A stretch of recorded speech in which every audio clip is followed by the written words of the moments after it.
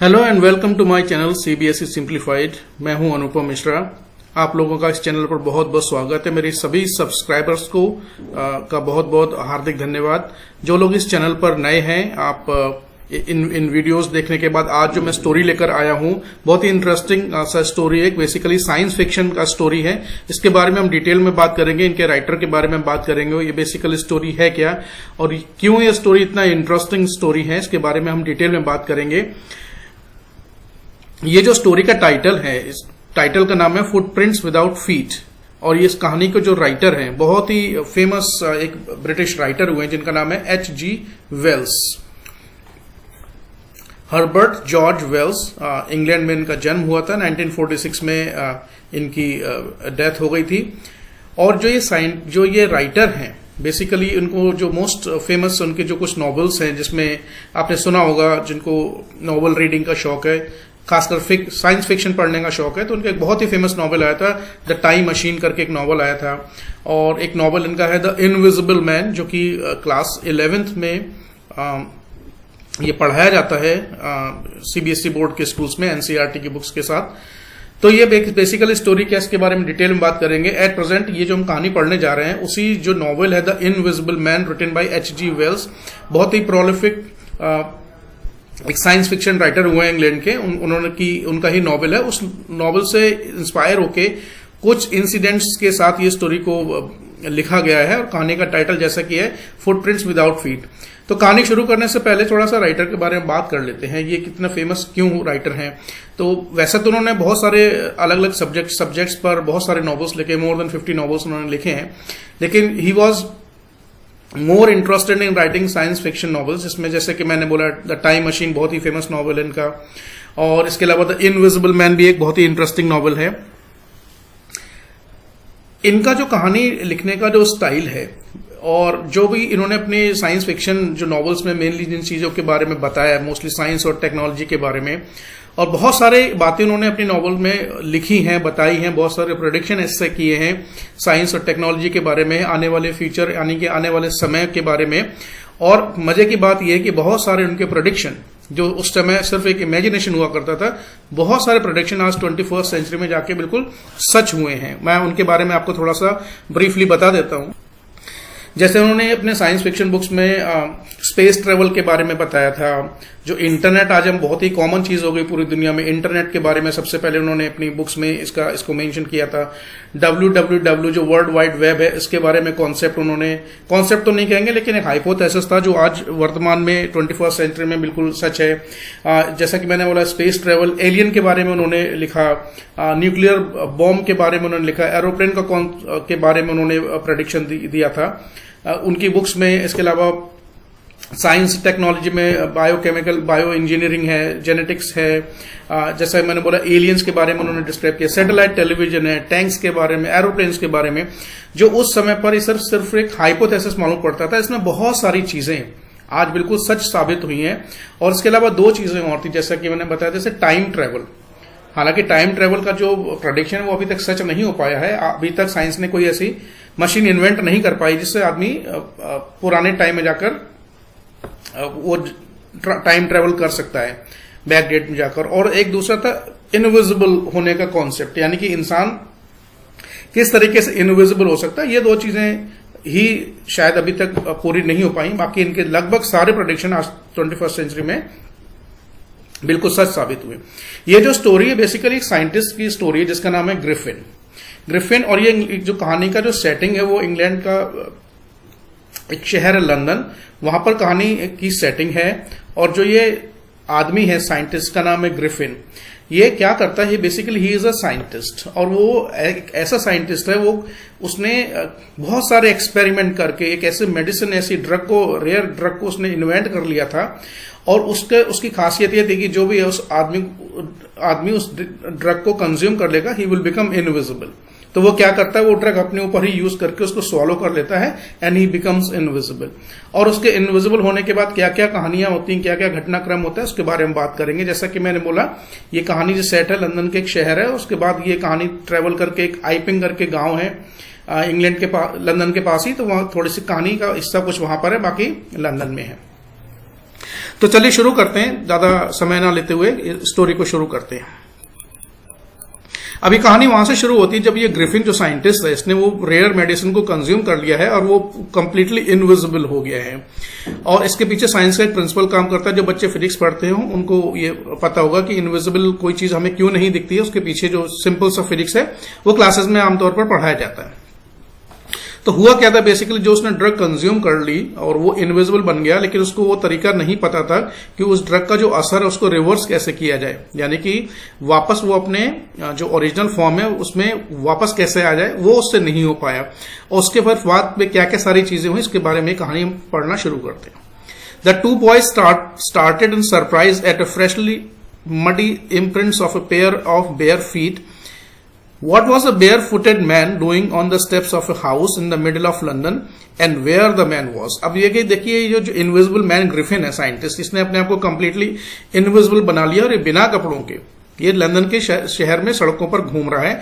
और जिस जगह पर ये चल रहा है वहां पर थोड़ा सा शायद हल्का सा मडी टाइप का, यानी थोड़ा हल्का, जैसे जमीन में पानी डाल दो तो हल्का सा कीचड़ हो जाता है। तो चूंकि वो नंगे पैर चल रहा है, कपड़े पहने नहीं हुए हैं और वो कंप्लीटली इनविजिबल है, इसलिए दिख नहीं रहा है। तो दो लड़के हैं, वो देख रहे हैं कि जमीन पर कोई चल रहा है, पैरों के चलने के निशान तो बन रहे हैं लेकिन कोई दिखाई नहीं पड़ रहा है। And that is why they were very surprise कि भाई कोई पैरों को निशान तो चलते हुए दिख रहे हैं, लेकिन ये आखिर आदमी है कौन, ये चल कौन रहा है।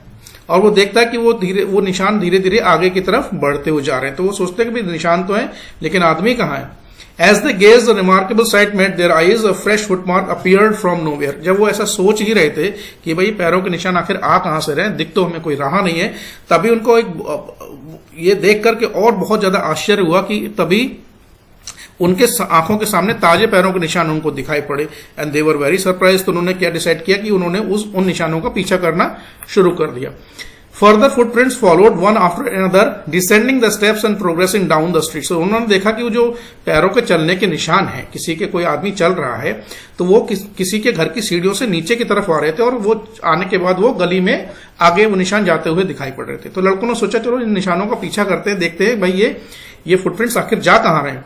The boys followed, fascinated, until the muddy impressions became fainter and fainter and at last disappeared altogether. तो धीरे धीरे जो वो निशानों का पीछा करते करते आगे बढ़ना शुरू हुआ तो उन्होंने देखा वो पैरों के निशान धीरे धीरे वो हल्के होते जा रहे थे और कुछ दूर आगे जाने के बाद वो निशान गायब हो गए। The explanation of the mystery was really simple enough. The bewildered boys had been following a scientist who had just discovered how to make the human body transparent. अब इस ये जो रहस्य था उसका एक्सप्लेनेशन बहुत सीधा सा और सिंपल सा, राइटर के शब्दों में वो कह रहा था ये जो bewildered यानी कि जो लड़के थे जो बहुत ही कंफ्यूज थे और जिस फुटप्रिंट का एक्चुअली वो पीछा कर रहे थे वो सिर्फ फुटप्रिंट नहीं थे, बेसिकली वो एक इनविजिबल आदमी था, जैसे कि मैंने कहानी की शुरुआत में बताया था, जिसका नाम था ग्रिफिन, जो एक बेसिकली साइंटिस्ट था and who had discovered a rare medicine and he had consumed this medicine which made his entire body completely invisible. Body पूरी ट्रांसपेरेंट हो गई, दिखना वो बंद हो गया।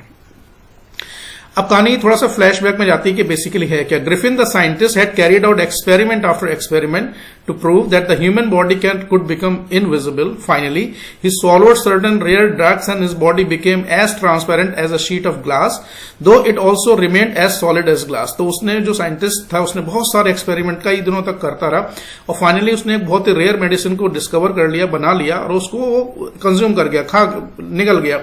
और धीरे धीरे जब उसने असर करना शुरू किया तो उसके बॉडी के अलग अलग पार्ट्स धीरे धीरे करके वो कंप्लीटली इनविजिबल बन गया।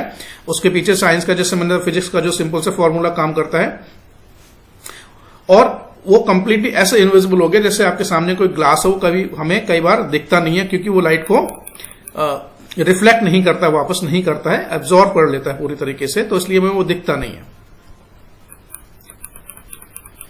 Brilliant and scientist though he was, Griffin was rather a lawless person. His landlord disliked him and tried to eject him in revenge. Griffin set fire to the house to get away with without being seen he had to remove his clothes. अब देखिए दिक्कत ये थी कि वो ये कहानी थोड़ा फ्लैशबैक में वापस जाती है कि जिस जगह पर वो रह रहा था वहां से मकान मालिक से इसका किसी बात पर कोई डिस्प्यूट हुआ, उसके बिहेवियर की वजह से, या वो शायद समय पर किराया नहीं देता था, and he was very aggressive kind of person. तो मकान मालिक से वर्बल ऐसी डिस्प्यूट हुआ, तो मकान मालिक ने बोला था कि भाई मेरा हमारा घर खाली कर दो, और उसका घर का सामान वामान सब निकाल दिया। इसको इतना गुस्सा आया तो मकान मालिक से बदला लेने के लिए उसने उस घर में आग लगा दी, वहां से गायब हो गया। अच्छा, दूसरी चीज ये क्या था कि अगर जब ये कपड़े पहन लेता था then he would become completely invisible, और जब ये अपने सारे कपड़े उतार देता था तो वो इनविजिबल हो जाता था। तो ऐसे करके वहां से भाग गया, गायब हो गया। Thus it was that he became homeless wanderer without clothes, without money, and quite invisible until he happened to step in some mud and left footprints as he walked. तो जब वहां से निकल के भाग गया, ना इसके पास रहने के लिए घर था, ना कपड़े थे, ऐसे ही भाग गया, पैसा वैसा था नहीं इसके पास, और पूरी तरीके से इनविजिबल था। तो वो लंदन के शहर में घूम रहा था। तो जहां जहां ये घूम रहा था वहां इसके फुटप्रिंट लोगों को दिखते थे। तो ये दो लड़के उन्हीं फुटप्रिंट का पीछा करते हुए, उनको बड़ा आश्चर्य हो रहा था कि वे फुटप्रिंट तो देख रहे हैं लेकिन एक्चुअली है कौन। He escaped easily enough from the boys who followed his footprints in London, but his adventure were by no means over. He had chosen a bad time of the year to wander about London without clothes. It was midwinter and the air was bitterly cold and he could not do without clothes. Instead of walking about the streets, he decided to slip into a big London store for warmth. अब इस कहानी अभी London में चल रही है। तो उसने देखा कि यार ऐसे तो भाई काम चलेगा नहीं, और मैं कब तक बिना कपड़ों के ऐसे घूमता रहूंगा। सर्दियों के दिन थे।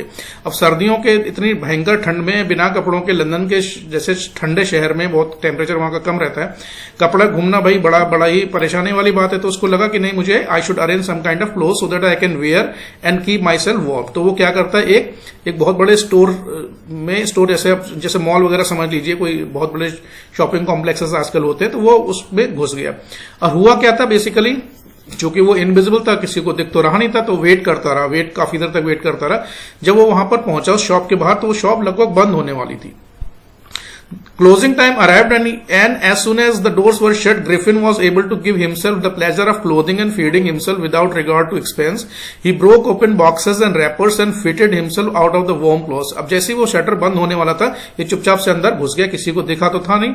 अब जाके वहां देखा कि भाई कपड़ों का यहाँ तो बहुत बड़ा स्टोर है और अच्छे उसने अपने कपड़े अपने लिए चूज किए, और पूरी रात वहां पर कपड़ों के बीच में छुपा बैठा रहा। इसको पैसे की जरूरत थी, तो वहां जितने भी जो कैश काउंटर्स वगैरह रहे होंगे, बहुत सारी दुकानें होती हैं, तो कैश काउंटर्स में से वो बॉक्स वगैरह तोड़े, वहां उसमें से पैसा निकाला, कपड़े वहां से निकाले, शूज निकाले, इसको जो चीजें पसंद आई, ओवरकोट निकाला और हैट वहां से चुरा लिया, और अपने को पहन के आराम से वो उन्हीं कपड़ों में जाके सो गया। चूंकि रात बहुत हो गई थी, भूखा भी बहुत था, तो एक रेस्टोरेंट में घुस गया। रेस्टोरेंट में देखा खाने वाने के लिए क्या क्या रखा, फ्रिज वगैरह खोला, कॉफी वगैरह अपनी पी, और उसके बाद वो जो चीजें हो सकती, फिर एक वाइन शॉप में घुस गया, वहां से वाइन वगैरह निकाली, खूब आराम से पी।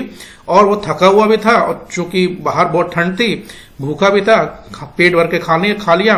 तो वहां पर किसी बड़े से स्टोर में कंबल और रजाइयां बहुत सारी पड़ी हुई थी, ढेर जैसे होते ही बड़ी बड़ी दुकानों में। वो जाके वहां बैठा, उसको नींद आ गई, वहां जाके ये सो गया। If only Griffin had managed to wake up in good time, all might have been well, but as it was, he did not wake up until the assistants were already arriving next morning. अब ये सो गया, इसको होश तो रानी, बहुत थका हुआ था और बाहर, और ये भूल गया बिल्कुल वहां पे। जब ये सुबह उठा, तो सुबह जब ये उठने से पहले क्या हुआ, अगले दिन शॉप खुलने का टाइम हुआ, तो जो उनके वर्कर्स और कर्मचारी वगैरह एम्प्लॉइज होते हैं, वो सब अपना भाई धीरे धीरे आना शुरू हुए। जब उन्होंने देखा कि स्टोर में कोई ऑलरेडी भाई आदमी अंदर बैठा है, दे वर वेरी सरप्राइज कि हम तो बाहर से लॉक लग करके गए थे सारा, ये आदमी अंदर कैसे चला गया। ऐसे गलती क्या हुई, अगर ये टाइम से उठ गया होता वहां से शॉप से और वहां से निकल गया होता कपड़े पहनकर, तो कोई किसी को डाउट नहीं था, वो आराम से वहां से निकल सकता था। लेकिन जब लोगों ने आकर देखा, अरे यार ये क्या है, when he saw a couple of them approaching, he panicked and began to run. They naturally gave chase, and in the end he was able to escape only by quickly taking off his newly found clothes. So once more he found himself invisible but naked in the chilly January air. अब जैसे उसने देखा कि लोग उसको पकड़ने आ रहे हैं, चोर समझ के उसको पकड़ने के लिए भागे उसके पीछे, तो इसने एकदम से भागना शुरू कर दिया। और जब इसने भागना शुरू कर दिया, तो लोग इसके पीछे भागे। अब उसको लगा कि बचने का भाई एक ही तरीका है कि भाई मैं इनविजिबल हो जाऊं, और इनविजिबल होने का तरीका एक था कि एक एक करके सारे मैं कपड़े अपना उतारूं और भागता चलूं। तो ये क्या करता जा रहा है, आगे आगे भागता जा रहा है और अपने कपड़े एक एक करके, पहले हैट उतारा फिर कोट उतारा, ऐसे करके अपने कपड़े एक एक करके उतारता जा रहा था। तो जिस शरीर के जिस हिस्से का वो कपड़ा उतार देता था वो पार्ट इनविजिबल होता है। अब जो लोग उसका पीछा कर रहे थे तो वो बड़े आश्चर्यचकित कि भाई ये आदमी धीरे धीरे धीरे करके कहां गायब होता जा रहा था। तो कुल मिला के उससे जब अपने सारे कपड़े उतार दिए, ही बिकेम कंप्लीटली इनविजिबल। बच तो गए वहां से, लेकिन अब परेशानी ये थी कि बाहर तो भाई बहुत ठंड थी, जनवरी का महीना, ऊपर से लंदन जैसा शहर जहां ऑलरेडी इतनी ठंड पड़ती है, अब करे क्या करे। This time he decided to try a stock of the theatrical company in the hope of finding not only clothes but also something that would hide the empty space above his shoulders। अब देखिए, जैसा कि मैंने बताया, इसके लिए पीछे physics का एक सिंपल सा प्रिंसिपल काम करता है कि कोई चीज हमें तब नहीं दिखती है जब वो लाइट को पूरी की पूरी तरह एब्जॉर्ब कर ले, बिल्कुल कोई लाइट का कोई पोर्शन रिफ्लेक्ट ना करे, तो वो चीज हमें दिखती नहीं है फिर। अच्छा, कपड़े पहनने से क्या होता है, वो जो लाइट क्या है रिफ्लेक्ट होने लगती है वापस, तो फिर हमें वो पार्ट हमें देखने लगता है। अब उसको क्या लगा कि मुझे कुछ ना कुछ, भाई ऐसे तो काम चलेगा, ठंड बहुत है तो मुझे अपने लिए कपड़ों का इंतजाम करना पड़ेगा। तो ये किसी एक मार्केट में वहां गया, वो ड्ररी लेन करके, जैसा कि इन्होंने नाम में यहां बताया गया, मैं इसको एक्सप्लेन कर दूंगा अभी।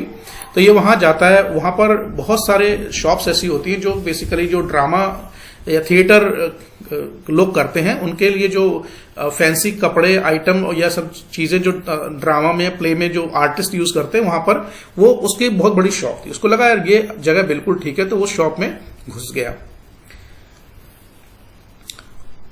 तो this time he decided to try stock of theatrical company in the hope of finding not only clothes but also something that would hide the empty space above his shoulders। Shivering with cold he hurried to Drury Lane, the center of theatre world. तो ड्ररी लेन में जैसे कि मैंने कहा बहुत सारी वहां shops थी जहां पर जो थिएटर आर्टिस्ट होते हैं उनके लिए कपड़े और बाकी सब चीजें वहां मिलती, किराए पर मिलती हैं, आप खरीद भी सकते हैं।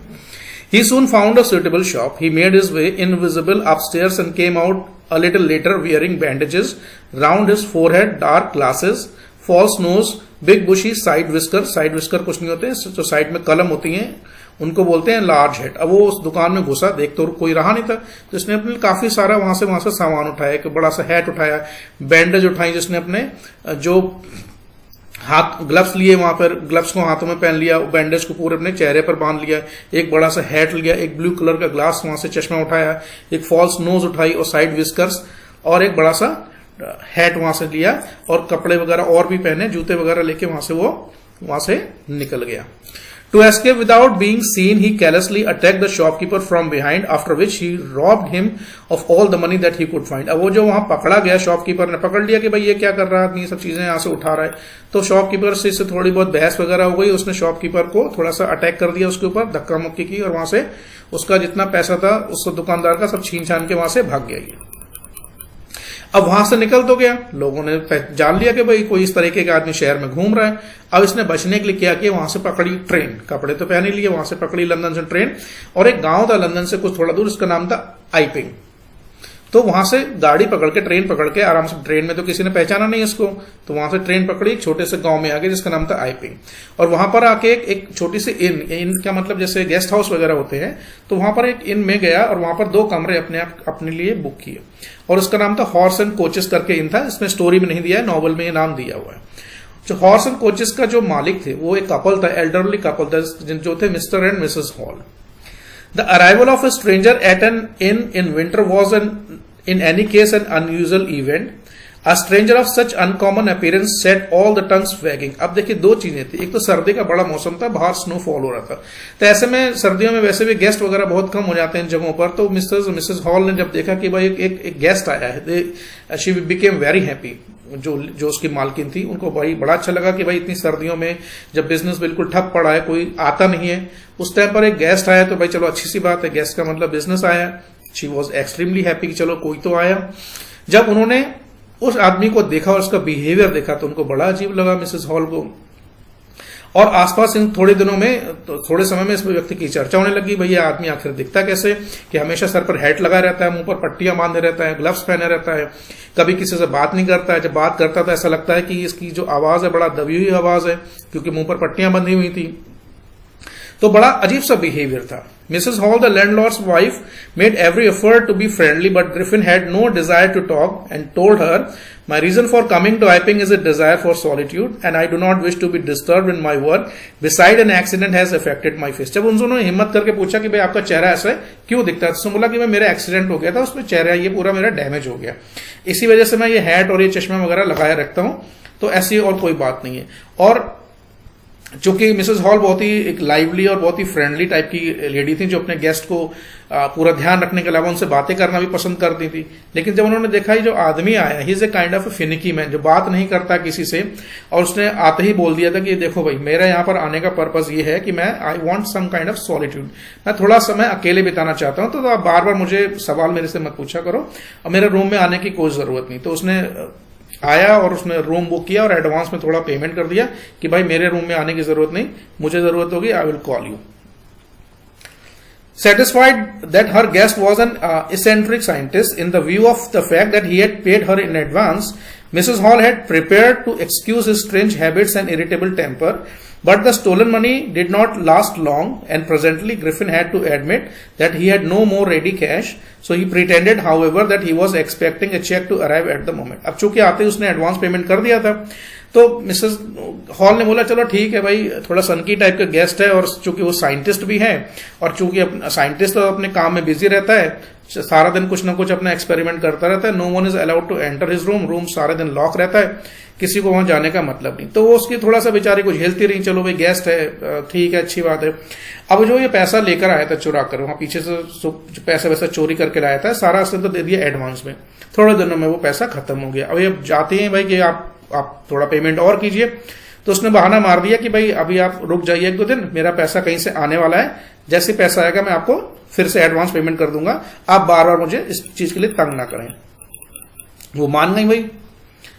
Shortly afterwards, the curious episode occurred. इसके कुछ समय बाद एक अजीब सी घटना होती। Very early in the morning, a clergyman and his wife were awakened by the noises in the study. Creeping downwards, he heard a chink of money being taken from clergyman's desk. अब इसने Griffin ने एक plan बनाया कि भाई पैसा तो मेरे पास है नहीं, मैंने तो झूठ बोल दिया कि भाई पैसा मेरा आने वाला है, आना तो कुछ था नहीं। तो ये क्या करता है, रात में उसी शहर में आइपिंग विलेज में क्लर्जीमैन को चर्च के प्रीस्ट होते हैं, तो वो अपने घर में अपनी वाइफ के संग रहते थे।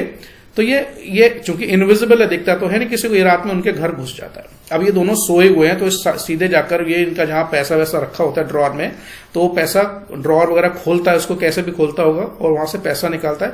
सिक्के गिनने की आवाज आती, कुछ सिक्के जमीन पर गिरे होंगे, तो क्लर्जीमैन ये प्रीस्ट सा उठ गया कि रात भाई सिक्के गिरने की आवाज कहां से आ रही, हमारा तो रूम मकान चारों तरफ से बंद है, तो अंदर आया कौन, तो इनको चल के देखना चाहिए। Without making any noise and with a poker grasped firmly in his hand, the clergyman flung open the door. अब वो तुरंत अपनी वाइफ को कहते हैं अभी मैं जरा देख कर आता हूँ भाई कौन है। तो हाथ में एक पोकर एक रॉड टाइप का चीज होता है, तो वो लेकर हाथ में पकड़ के कि अगर कोई चोर वगैरह हुआ तो मैं उसको अभी पीट के ठीक कर दूंगा। तो उस रूम में जाते जहां से उनको ये आवाज आ रही थी, कैंडल जला के जाते हैं और जाके दरवाजा खोलते हैं और बोलते हैं सरेंडर के, वो जो भी है सरेंडर कर दो। अब अंदर कोई दिखे तो सरेंडर करे भाई। अंदर तो ग्रिफिन था जो कि इनको दिख नहीं रहा था।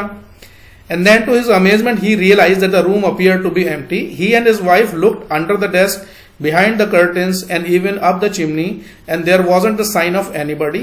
Yet the desk had been opened and the housekeeping only was missing. अब उन्होंने देखा रूम तो खाली पड़ा, and they were very surprised कि अरे भाई हमने तो आवाज सुनी है, देखो। और वो कैसे उनको पता चला कि कोई है यहाँ पर, ड्रॉर खुली हुई थी, वहां से पैसा गायब और कुछ पैसा जमीन पे पड़ा हुआ था, तो उनको लगा भाई कोई ना कोई तो आया है, और जितना पैसा उनके घर में रखा था बहुत सारा चोरी चला गया। सरप्राइज वाली बात ये थी कि भाई आया है चलो तो ठीक है, लेकिन आया है तो गया कहां, हमें तो कोई दिख नहीं रहा है, और बाहर से सब रूम वगैरह सब अंदर से लॉक हैं, तो ऐसे में कौन आ सकता है। Extra ordinary affair, clergyman kept saying for the rest of the day. बोला यार ये तो बड़ा अजीब सी बात है, मेरे समझ में आई नहीं भाई ये आखिर हुआ कैसे। But it was not as extraordinary as behavior of Mrs. Hall furniture a little later that morning. अब ये बड़ा फनी इंसिडेंट है, ये कहानी थोड़ा सा टुकड़ों में अलग अलग टुकड़ों को जोड़कर स्टोरी बनाया गया है। नॉवेल में बहुत डिटेल में इसको एक्सप्लेन किया गया। तो राइटर कहता है ये तो भाई बहुत एक्स्ट्रा ऑर्डिनरी चीज तो थी नहीं, अगली जो घटना है वो उससे भी ज्यादा एक्स्ट्रा ऑर्डिनरी। अब हुआ क्या देखिए, बेसिकली जैसे कि मैंने बताया स्टोरी में, Griffin had asked the owner of the inn, Mr. and Mrs. Hall, that he should not be interrupted at any cost. No one was allowed to enter his room and he should not be asked for anything unless he himself calls. जब तक वो ना कहे तब तक room में आने की जरूरत नहीं. मोस्टली वो रूम हमेशा बंद रहता था अंदर से. इनको बड़ा अजीब लगता था 24 घंटे इसका दरवाजा बंद रहता है. भाई कोई क्रिमिनल तो नहीं है, कोई टेररिस्ट तो नहीं, पता नहीं कौन है भाई. एक बार पता तो चलना चाहिए कि हमारे जो होटल में गेस्ट आया वो आखिर है कौन. तो एक दिन उनको को मौका मिल गया. सुबह थोड़ा जल्दी उठ गए. The landlord and his wife were up early and were surprise to see the entrance door wide open. तो उन्होंने देखा एक दिन की सुबह सुबह की बात है. अच्छा, ये ग्रिफिन सुबह थोड़ा जल्दी उठ गया और जल्दी उठ के इसको ध्यान नहीं रहा, दरवाजा लॉक किया नहीं इसने, दरवाजा थोड़ा सा खुला रह गया, ये बाहर घूमने चला गया. हस्बैंड वाइफ को मौका मिला, उन्होंने देखा दरवाजा आज खुला हुआ है, तो इसका मतलब ये आदमी अंदर है, चल के इससे बात करनी चाहिए. तो इसके ये दरवाजे के रूम के अंदर घुस गए. Usually it was shut and locked, and he was furious if anyone entered his room. The opportunity seemed too good to be missed. They peeped round the door, saw nobody, and decided to investigate. जब उन्होंने room में दरवाजा खुला देखा तो वो अंदर घुस गए. पहले झांक कर देखा कोई है तो नहीं. फिर अंदर गए तो देखा यार यहाँ तो कोई नहीं है. बोला चलो ये तो अच्छी बात है, कोई नहीं है, चलो भाई थोड़ा इन्वेस्टिगेट करते हैं कि सारा मैटर क्या है. उन्होंने बेडशीट को छू के देखा एंड इट वॉज कोल्ड. ये इस बात का इंडिकेशन है कि वो व्यक्ति उस कमरे में काफी देर से नहीं था. सर्दी का मौसम था तो बेडशीट सर्दियों से ठंडी होगी, इसका मतलब काफी समय से इस पर कोई लेटा नहीं होगा. Showing that the scientist must have been up for some time and the stranger still the clothes and bandages that he always wore was lying on about that. अब देखो वो रूम से सुबह निकल गया, सब अपने कपड़े सब चीजों को उतार के इनविजिबल बन के, इनको दिखा नहीं है तो बाहर घूमने निकल गया. जब वो उस कमरे में अंदर आए देखा कि भाई ये क्या चक्कर है भाई. ये टेबल पर एक साइड में टेबल पड़ी हुई थी, इसमें सारे कपड़े इसके पड़े हुए, हैट, चश्मा, वो प्लास्टिक की इसकी नोज थी और वो सब जो चीजों को यूज करता था, बैंडेज, ग्लव्स, सब वहीं पड़ा हुआ है. And all of sudden missus Hall heard a sniff close to her ear. At a moment later the head on the bed post leapt up and dashed into itself into her face. अब देखिए Griffin तब तक room के अंदर आ गया और इनको Mrs hall को लगा है कोई कमरे के अंदर किसी ने एंटर किया है. एकदम से दिखा तो कोई नहीं. तभी उन्होंने देखा कि वो हेड जो साइड में पड़ा होता है बेड के पास, जो साइड में टेबल होती है वहां पर, उसको हवा में उड़ा और सीधे जाके इनके मुंह पे लगा. Then the bedroom chair became alive, springing into the air. It charged straight at her, legs foremost, and she and her husband turned away in terror as the extraordinary chair pushed them both out of the room and then appeared to slam and lock the door after him. अब उन्होंने देखा कि थोड़ी देर में वो furniture का भी table उड़ के आई, एकदम से उनको लगी. उसने बस बेसिकली उड़ नहीं रही थी, ये ग्रिफिन अंदर था, ये सब इनको चीजें फेंक के मारा था. पहले कुछ उनको फेंक के मारा, फिर एक चेयर उठाई, वो सीधे उनको फेंक के मारी. वो तो बच गए बेचारे कैसे भी करके. जब उन्होंने देखा चेयर आ रही उड़ती हुई सीधे उनको मार देगी, तुरंत बेचारे भाग एकदम कमरा छोड़ के. जब कमरा से वो रूम से बाहर निकले तो रूम का उन्होंने महसूस किया कि पीछे एक दरवाजा एकदम से बहुत तेजी से बंद हुआ और डोर जो है लॉक हो गया. तो लॉक करने वाला कौन था? अंदर ग्रिफिन था. We can understand. Missus Hall almost fell down the stairs in hysterics. Missus Hall की हालत ये हो गई जैसा लगा जैसे किसी को मिर्गी का दौरा आ जाता है, होश नहीं रहता. वो तो गिरती पड़ती बेचारी जान बचा के वहां से भागी. She was convinced that the room was haunted by spirits and that the stranger had somehow caused these to enter into her furniture. उनको लगा कि भाई कुछ दिख तो रहा नहीं है और ये सब हो क्या रहा, चीजें उड़ रही हैं, बेडशीट उड़ रही है, टेबल उड़ रही, चेयर कुर्सी सब उड़ रही है. भाई ऐसा कैसे हो सकता है? उनको लगा कि शायद इस कमरे में कोई स्पिरिट यानी कोई भूत या प्रेत आत्मा आ गई है. और वो प्रेत आत्मा को जो ये गेस्ट स्ट्रेंजर आया हमारा, इसने अपने वश में कर लिया है और किसी तरीके से वो उसकी आत्मा जो है इन फर्नीचर में के अंदर घुस गई. इसी वजह से वो हवा में उड़ रहे हैं. My poor mother used to sit in that chair, she moaned. I think it should rise up against me now. कह रहा भाई वो बड़ा उसको मतलब बुरा लगता है. बुरा इसलिए लगता है कि वो चेयर जो हवा में उड़ के इसको आके लगते लगते बच गई. उसको बड़ा बुरा लगा कि वो बहुत पुरानी चेयर थी और इसकी लेडी की जो मदर थी जो अब नहीं है दुनिया में, वो उस चेयर पर बैठा करती थी. तो उस चेयर से तो उनको थोड़ा लगाव होता है. आमतौर पर ऐसी बातें ऐसा होता है. The feeling among the neighbors was that the trouble was caused by witchcraft, but witchcraft or not, when the news of burglary at the clergyman home became known, the strange scientist was strongly suspected of having had a hand in it. The suspicion grew even stronger when he suddenly produced some ready cash, though he had admitted not long before that he had no money. अब जब इस तरह की बातें चल रही थी कि भाई इनके यहाँ तो भाई भूत आ गया है, कोई मतलब आत्मा आ गई है, ये सब चीजें कर रही हैं, तभी जो क्लार्जी मैन, अभी हमने पीछे पढ़ा था कि जो क्लार्जी मैन के यहाँ चोरी हुई थी, वो चोरी की घटना धीरे धीरे उस पूरे गांव में फैल जाती, सबको पता चल गया कि भाई चोरी हो गई। अब चोरी करते किसी को देखा तो नहीं गया, लेकिन किसी पर सस्पेक्ट तो करना ही था भाई, कि भाई किया किसने। अच्छा, सस्पेक्ट लोग संदेह किस पर हुआ, इस साइंटिस्ट के ऊपर इसलिए हुआ कि वो उसने बोला था कि भाई कि मैं आपको कल पेमेंट कर दूंगा, और अगले दिन लाके खूब सारा पैसा उनको दे देता है। तो उनको लगा कल तो इसके चोरी हुई है क्लर्जीमैन के, और आज ये इतना सारा पैसा लाके इसने दे दिया, तो इसका मतलब ये पैसा इसी आदमी ने वहां से चुराया है, क्योंकि कल तो ये कह रहा था भाई मेरे पास तो पैसा नहीं, तो आज इतनी जल्दी पैसे आखिर आए कहां से। और दूसरी बात, गांव में चोरी हुई अभी अभी, देखा किसी ने किसी को नहीं। अब क्या हुआ, जब ये बात पुलिस तक पहुंची तो पुलिस को के भाई एक कांस्टेबल थे, तो उनको एक आदेश मिला कि भाई जाओ इस आदमी को पकड़ के लाओ, कुछ भी वजह इसको अरेस्ट करना है। The village constable was secretly sent for. Instead of waiting for the constable, Mrs. Hall went to the scientist who had somehow mysteriously appeared from the empty bedroom. जब वो कांस्टेबल उसको पकड़ने आया तो पुलिस को inform किया गया। तब मिसेस हॉल के पास अब इतना पेशेंस नहीं था, वो वेट नहीं करना चाहती थी, वो सीधा उसके साइंटिस्ट के रूम में घुस गई भाई। और जब वो वहां उसको बैठा मिल गया सामने, वो पूछती है सामने से, I want to know what have you been doing to my chair upstairs, she demanded, and I want to know how it is you came out of an empty room and how you entered lock. अब कह रहा भाई अब आज तो तुम्हें बताना पड़ेगा, सामने मिल गए, पहले तो बताओ तुमने मेरे फर्नीचर के साथ क्या जादू करा भाई, हवा में उड़ता है। और मुझे पता कि भाई अभी तो थोड़ी देर पहले रूम खाली था, तुम एकदम से कहां से आ गए, और रूम अगर लॉक था तो तुम अंदर से बाहर कैसे गए, बाहर से अंदर कैसे गए, बेचारा इस चीज को एक्सप्लेन करो। तो हुआ क्या, the scientist was always quick tempered, now he became furious, you don't understand who and what I am, he shouted, very well I will show you now. Scientist ने जब इतना सुना उसको बहुत गुस्सा आया, कह रहा अच्छा तुम्हारी इतनी हिम्मत, तुम मेरे से कमरे में घुस के आके मेरे से ऐसे सवाल पूछती, अभी मैं तुमको बताता हूं कि मैं कौन हूं। Suddenly he threw off the bandages, whiskers and spectacles and in his nose. It took him only a minute to do this. The horrified people in the bar found themselves staring at a headless man. अब क्या हुआ कि मैं तुमको अभी बताता हूं कि भाई मैं हूं कौन। तो एक बार में बैठा हुआ था, बार का सीन है। तो क्या करता है, जो अपने जितने भी उसने कपड़े और चीजों को यूज करता था, बैंडेज थी, विस्कर्स लगी थी, चश्मा लगा रखा था, नोज लगा रखी थी, हैट लगा रखा था, सबको एक एक करके वो उतार के फेंकना शुरू कर देता है। और इतनी तेजी से करता है काम कि उसको 1 मिनट नहीं लगता है। और वो लोग जो उस बार में बैठे हुए थे वो देख रहे हैं कि धीरे धीरे धीरे करके एक आदमी, सब उसने हैट उतारा, ही बिकेम हेडलेस, क्योंकि वो पोर्शन दिखना बंद हो गया, केवल नीचे का धड़ दिख रहा था, ऊपर का हेड दिख नहीं रहा। देवर वेरी पजल्ड कि यार ये एक हेडलेस आदमी बार में बैठा हुआ। बहुत लोग तो डर गए भाई बुरी तरीके से। Mister Jeffers the constable now arrived, और जो पुलिस ने अपना एक आदमी भेजा भाई, कांस्टेबल भेजा, मिस्टर जेफर्स को, जाओ भाई इसको पकड़ के लाओ, बार में बैठा हुआ। ये वहां बार में पहुंच गया। And he was quite surprise to find that he had to arrest a man without a head. अब उसने जाकर देखा यार एक हेडलेस आदमी बैठा है, इसको पकड़ना है, बड़ी अजीब सी बात है। थोड़ा डर तो उसको भी लगा हुआ हालांकि। But Jeffers was not easily prevented from doing his duty. If the magistrate's warrant ordered the person's arrest, then that person had to be arrested with or without head. अब उसके ऊपर देखो रिस्पॉन्सिबिलिटी ये थी पुलिस वालों की कि ये मजिस्ट्रेट का ऑर्डर था, कोर्ट का ऑर्डर था।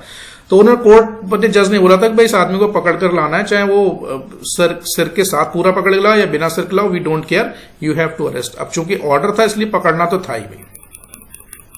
There followed a remarkable scene as the policeman tried to get hold of a man who was becoming more and more invisible as he threw off one garment after. जब उसने देखा कि वो constable उसको पकड़ने आ रहा है तो उसने क्या किया, बहुत जल्दी से अपने कपड़ों को उतार के फेंकना शुरू किया। जो कपड़े वो उतार के फेंकता चला रहा था, वो बॉडी का पार्ट एकदम से इनविजिबल होता जा रहा था। अब इसके सामने बड़ी भाई दिक्कत कि भाई जो पार्ट जितना आदमी देख रहा था थोड़ी देर पहले, अब वो भी उतना भी नहीं दिख रहा। तो मैं पकड़ूं तो किसको पकड़ूं भाई, हवा में थोड़ी ना किसको पकड़ लूं।